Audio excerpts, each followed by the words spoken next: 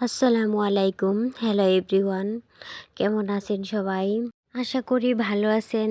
আলহামদুলিল্লাহ আমিও ভালো আছি। তবে যে শীত পড়ছে কয়েকদিন যাবৎ, আ আসলে ততটা ভালো থাকার কথা না, যেহেতু এখন গ্রামে আছি। গ্রামে তো শীতের মাত্রা আরও বেশি। তারপরও সব কিছু মিলিয়ে ভালোই আছি আলহামদুলিল্লাহ। তো যে যেখান থেকে আমার ভিডিওটি দেখতেছেন এই পর্যন্ত, প্লিজ একটা লাইক করে দিবেন। আ আসলে ভিডিও যতটা ভিউ হয় তার থেকে লাইকের পরিমাণ এতটাই কম যে যেটা আসলে বলার মতো না। আ আপুরা, আমার প্রিয় আপুরা এবং ভাইয়ারা, আপনারা ভিডিও দেখেন যে যে পরিমাণ, তার থেকে লাইক দিতে কার্পণ্য করেন বেশি। প্লিজ আমার ভিডিওটিতে একটা লাইক দিয়ে দিবেন। আপনাদের একটা লাইক আমার অনেক বেশি উপকারে আসবে। আমার ভিডিওটি আরও ১০ জনের সামনে পৌঁছে দিতে সহায়তা করবে। সো প্লিজ একটা লাইক দিয়ে দিন। আমি আজকে আমার মায়ের হাতের একটা রেসিপি শেয়ার করার জন্য আপনাদের সামনে হাজির হলাম। তো এই তো দেখতেই পাচ্ছেন, রেসিপিটা হচ্ছে টমেটো ভাজি।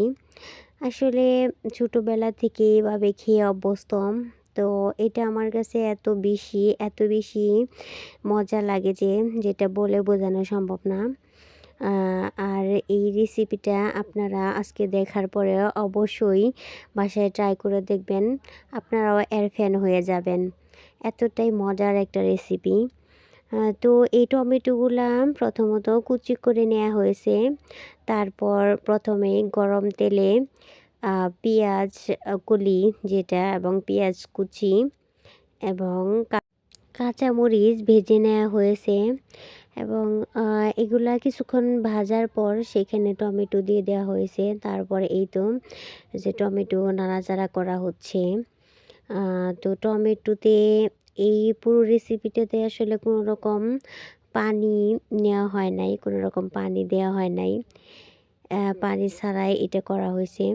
তো যাই হোক, টমেটোটা একটু ভাজার পরে যে পানি উঠে আসছে, তারপরে যে আমার মা এটা একটু গলানোর জন্য এরকম আ কাঠি দিয়ে এরকম করে দিচ্ছে আর কি।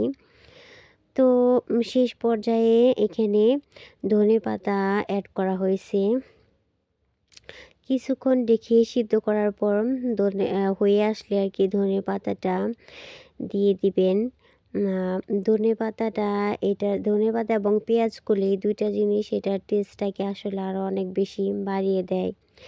আসলে টমেটোটা তো শহরের দিকে দেখা যায় যে আ প্রায় সারা বছরই পাওয়া যায়। গ্রামে কিন্তু তা না। গ্রামে কিন্তু শীতের সময় এটা ভালো পাওয়া যায়। আর শীতের সময় এই রেসিপিটা না খেলে চলেই না, এমন একটা পরিস্থিতি। তো এই রেসিপিটাতে আসলে এতটাই মজার। আর এই পেঁয়াজ কলি এবং ধনেপাতা এই রেসিপিটার স্বাদটা আরও বাড়িয়ে দেয়। তো এই রান্নাটা হয়ে আসছে প্রায়। এই পর্যায়ে এত সুন্দর একটা ঘ্রাণ আসছিল। আ খুবই সুন্দর একটা ঘ্রাণ। তো মনে হচ্ছিল যে এখনই ভাত খেয়ে নেই। তো এই তো এটা দিয়ে হচ্ছে আমি ভাত খাচ্ছিলাম। তো মনে হইলো আর কিছু না নেই, শুধু এই টমেটো ভাজিটা দিয়েই ভাত খেয়ে নেই। এতটাই মজা হয়েছিল। আর অনেক দিন পরে তো মায়ের হাতের করা এই রেসিপিটা দিয়ে যদিও খাওয়া হইলো, তো আরও অনেক বেশি মজা লাগলো। তো আমি এটা বাসায় প্রায়ই করি। তখন আমি দেখা যায় টমেটোটা আমি বেশিরভাগ গলিয়ে ফেলি।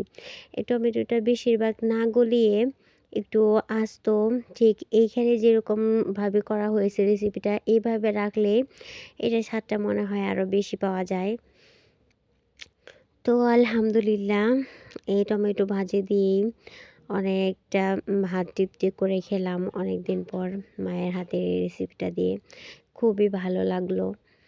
আপনারা অবশ্যই বাসায় এই রেসিপিটা ট্রাই করে দেখবেন। অবশ্যই যখন খাবেন তখন আমার কথা মনে করবেন। আজকের মতো আমার ভিডিওটা এখানেই শেষ করছি। সবাই ভালো থাকেন, সুস্থ থাকেন। আল্লাহ হাফেজ।